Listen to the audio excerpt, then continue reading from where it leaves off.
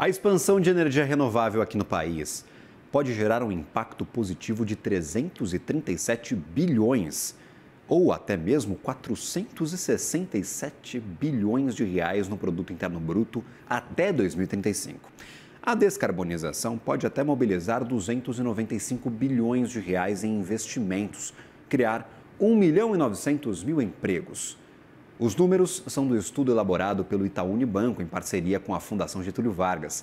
Para comentar este cenário e de onde vai vir tanto desenvolvimento, converso agora com Daniel Maia, sócio-diretor da Atom Energia. Bem-vindo à nossa programação, Daniel. Que prazer tê-lo por aqui, meu caro. O que a gente pode esperar para o desenvolvimento de energia renovável no país? Lembramos que a nossa matriz já é bastante verde. Então, para onde crescer com a matriz energética do país? Bom dia, Gabriel. Prazer estar aqui com vocês. Sim, a gente é reconhecidamente no Brasil uma das matrizes mais renováveis e limpas. O Brasil já há 20 anos atrás, por conta da origem hidráulica, né, tão abundante, a gente já tinha uma posição de destaque. E aí veio a matriz eólica e recentemente, aí nos últimos 10 anos, a solar. Então, os números dos últimos 20 anos de investimento também foram muito vigorosos. E de agora em diante, eu acho que vai ser um misto para que a gente se mantenha renovável, de adição dessas três, hídrica, solar e eólicas, com armazenamento de energia. Então, a gente chegou num momento também que 40% da nossa matriz, praticamente, virou intermitente.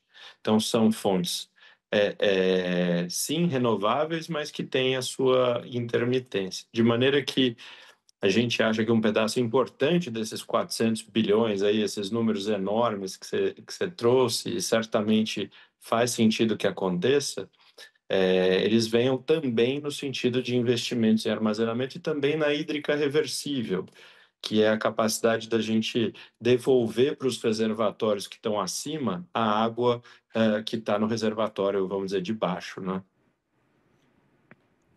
Perfeito. E aí, por exemplo, eu quero até entender, são essas talvez as duas principais fronteiras, elas resolvem problemas que hoje são estruturais brasileiros? 60% da nossa matriz é hídrica e, é claro, está exposta à escassez de água, como a gente vive hoje, os reservatórios com baixa capacidade, com baixa energia reservada. Aí vem cerca de 14, 15% de energia eólica. Se não ventar, não tem energia, não tem o que fazer. E normalmente de noite é quando são os piores momentos. Aí vem a solar, não tenho nem o que dizer. Tá sol, tem energia, não tá sol, não tem energia nenhuma. E aí tem uma À noite, né? partezinha desse tamanho aqui, que é de energia, por exemplo, a carvão ou a gás natural, que é a mais comum, que são as termoelétricas. Estas a gente consegue produzir energia a qualquer momento, independente das condições. Estes investimentos, baterias e hidrelétricas reversíveis, corrigem problemas estruturais, podem ajudar, por exemplo, com o curtailment, que é uma discussão sem fim no setor elétrico, de quem que é a culpa e para quem que vai ficar essa conta. Estes investimentos são bem-vindos? Sem dúvida. E talvez sejam o fim, né? Você falou que a discussão é sem fim, eu acho que ela tem fim. E sem dúvida que parte da solução é a gente ter essas adições, tá certo, de maior flexibilidade no sistema.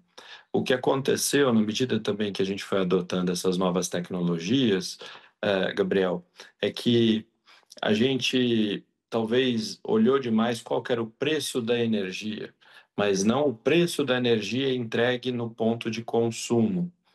E hoje eu acho que nós estamos com um nível de consciência, isso também foi um fenômeno global, porque o avanço da eólica e da solar foi muito rápido. Quando você fala de 20 anos e cifras de centenas de bilhões de reais, talvez um pedaço, um outro jeito de olhar a relevância dessas cifras que você já citou e o percentual do investimento de infraestrutura do Brasil, né? Então, a gente não está falando de 2, 3% do investimento de infraestrutura, nós estamos falando de 20, 30% de todo o investimento de infraestrutura do país direcionado às renováveis e agora, né, essas soluções que trazem mais resiliência e mais flexibilidade. Então, Eu acho que são desafios distintos, cada um traz um desafio distinto. A solar ela é um pouco mais previsível do que a eólica, porque toda noite não tem sol, tá certo? E todo dia tem. Então a gente consegue ter um tipo de programação. Então o fit da bateria com a solar, ele é mais evidente, que eu consigo guardar a energia, digamos, da hora do almoço e entregá-la na hora do jantar, que é inclusive um horário de muito consumo do Brasil, início da noite, quando as pessoas vão para suas casas, ligam os chuveiros elétricos. Quando você fala da hídrica, a hídrica, como você bem disse, tem as épocas plurianuais, né? A cada 7 anos se fala, a gente tem um ano de grande escassez hídrica.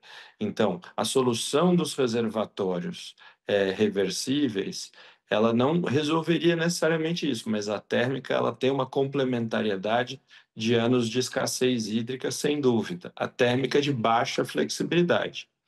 Agora, para lidar com a eólica e com a solar, e dentro de um ano de baixa escassez, a gente também precisa da térmica de maior flexibilidade. Eu já vou explicar a flexibilidade, se você me permitir, Gabriel, mas a térmica a gás natural, grosso modo, ela é mais ágil. Então, em poucas horas, eu consigo trazer bastante energia vindo dela, não é? E aí, caso eu tenha uma virada de dia para noite e a eólica não entre, eu posso contar com essas térmicas mais flexíveis. É, Há de dizer também, tem um detalhe que é bem legal, que é a gente está falando aqui de pelo menos 4 ou 5 fontes relevantes, todas elas 15, 20, 30% da matriz. Então, o Brasil ele consegue fazer isso de maneira complementar e harmônica. Isso é muito raro e invejável, eu diria. Então, o que eu vejo para frente, né, para que a gente se mantenha tão relevantemente sustentável, é que sim, a gente continue investindo um pouco em armazenamento com a solar, um pouco nas hídricas reversíveis para fazê-las mais adequadas aí nos anos de mais água, e também nas térmicas, mesmo nas de baixa flexibilidade, para os anos de pouca chuva. Daniel, agradeço imensamente pela contribuição conosco, sempre bem-vindo à programação do CNN Money. Vamos acompanhar o desenvolvimento do setor elétrico brasileiro, o setor de energia em geral, matriz bastante sustentável, mas ainda tem muito para onde crescer. Falta infraestrutura, linha de transmissão, bateria, hidrelétrica reversível, vai ter muito investimento pela frente, pode adicionar todos estes valores que nós trazíamos ao PIB brasileiro. Bom serviço a você, uma ótima quinta-feira, um ótimo feriado. Para você também, obrigado. Valeu.